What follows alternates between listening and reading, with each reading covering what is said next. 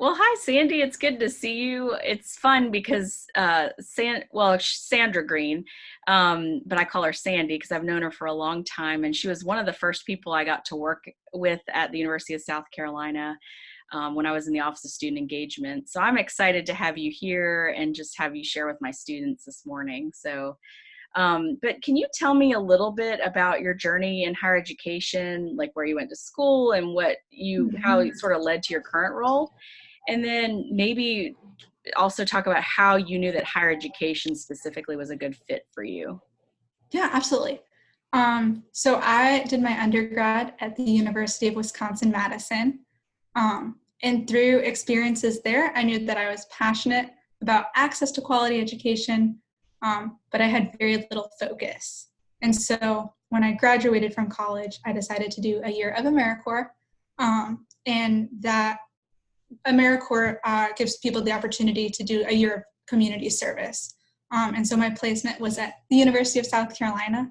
And there I got to help with the Office of Student Engagement with you, Thadi, and the Honors College.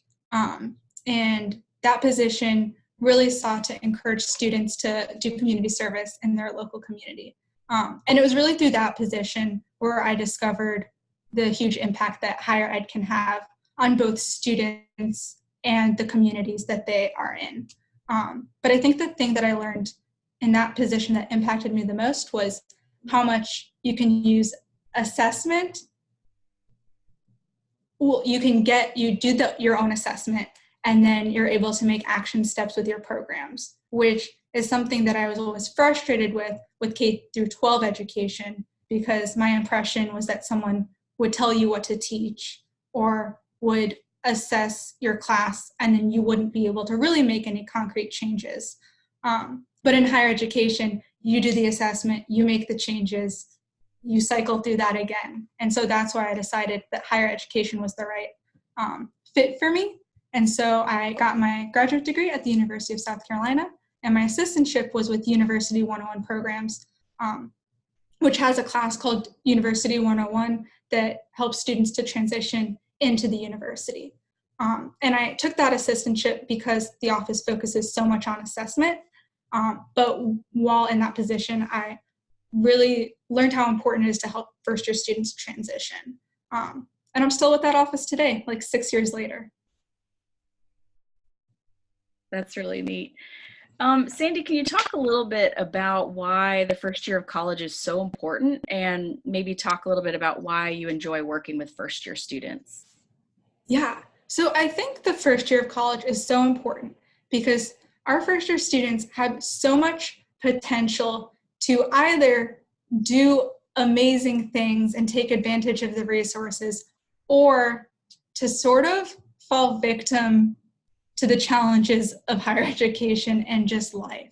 And so I think it's so important for them to have mentors and resources that can point them towards those amazing opportunities like undergraduate research or study abroad, or even like intramural sports, and can help them navigate the challenges to the best of their ability. Because really that you're helping that student to meet their potential and to avoid some challenging situations. So I feel like if we get to them in that first year, it can have such like a ripple effect of positive impact. Very good. Sandy, what is one skill that you had never imagined that you would develop as a student affairs professional when you started? That's a great question. I think it's hard to pick one because I feel like I've learned a lot. Definitely public speaking.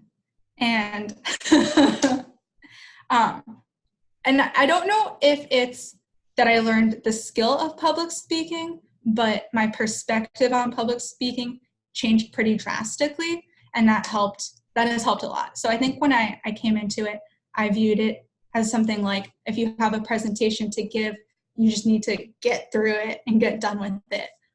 But now I view it as like, I think I've been empowered to know like I have valuable things to say that will impact someone's life. And so it's important that I share those. And so when I get on stage or when I teach, I'm focused on conveying information to someone I think will help instead of being freaked out that I'm in front of people. That's great.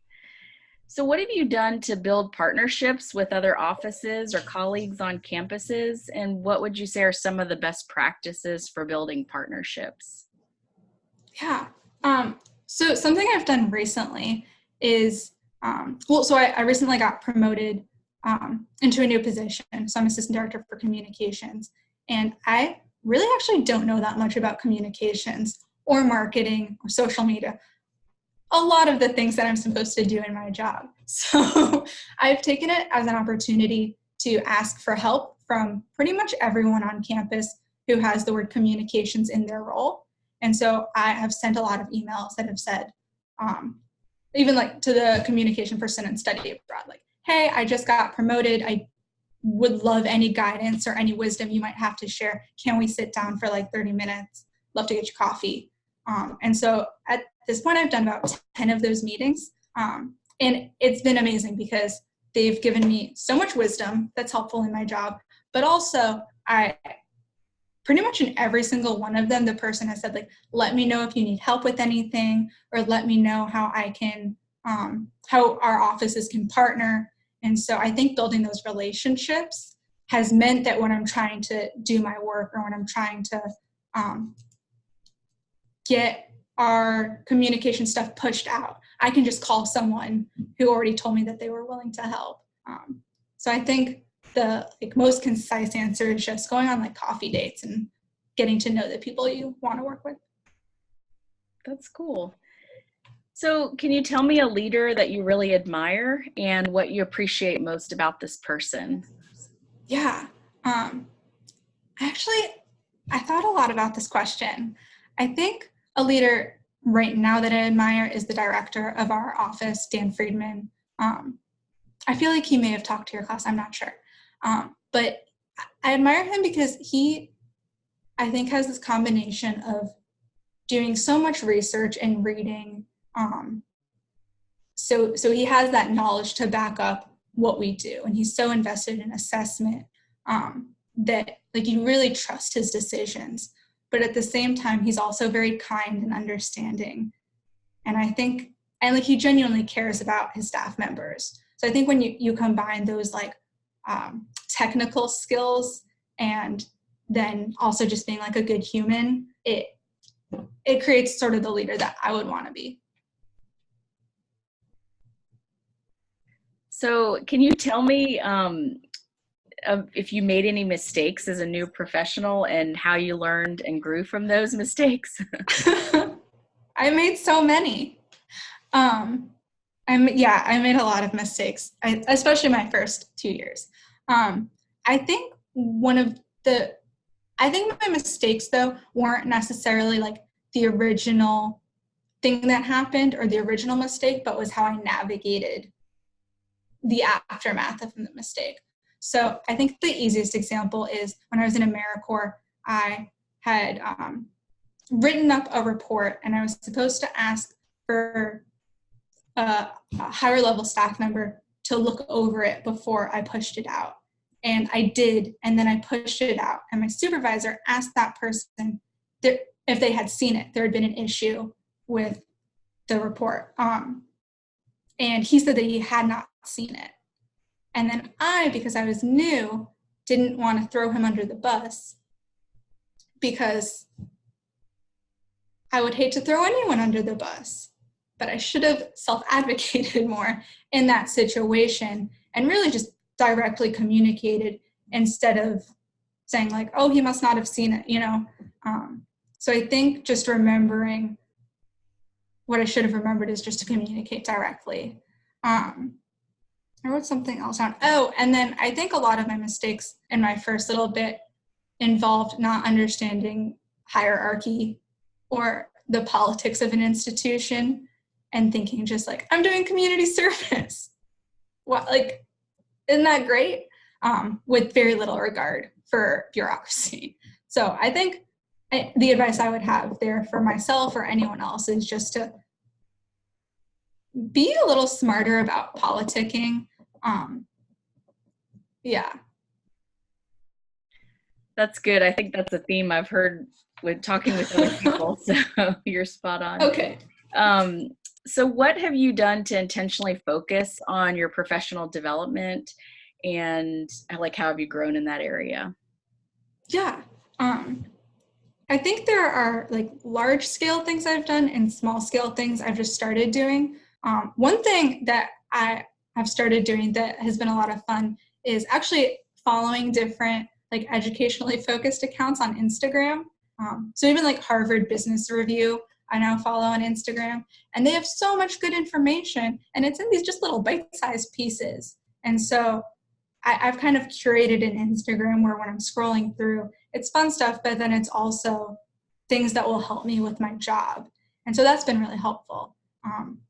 But then also going to conferences and really pushing myself to like try and co-present with people that I might not know that well, because I feel like I've learned a lot through those situations. And then also just requesting to meet with people who are doing things that I'm interested in. So for example, there was a woman at the University of South Carolina that focuses on African literature, and that has nothing to do with my job.